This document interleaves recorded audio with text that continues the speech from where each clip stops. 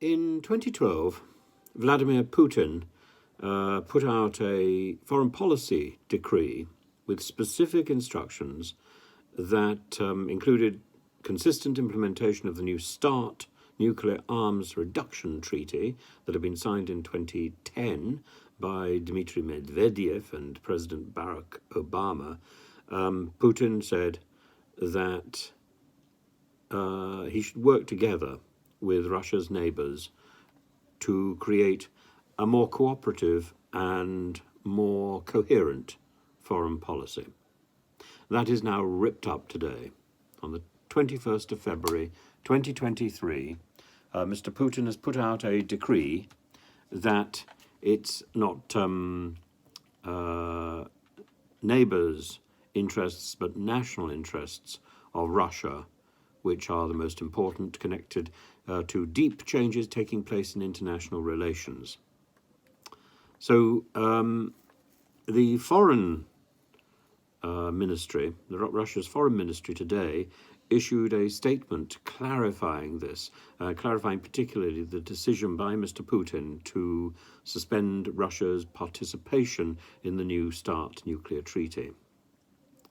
And what they said is that the blame lies with America. The extreme degree of Washington's hostility, its confrontational attitude, and its open adoption of a malevolent course towards conflict escalation in and around Ukraine have created a principally new security setting for us. In other words, if we're not allowed to run over a neighbour's territory, and if you stand in the way, then that's your fault.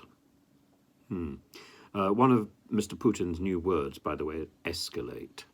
The ministry notes that Russia intends to maintain its responsible approach and will abide by the treaty's limits on strategic nuclear weapons over the entire lifespan of the arrangement. Russia will still notify America when launching intercontinental or submarine ballistic missiles, and it will not act first.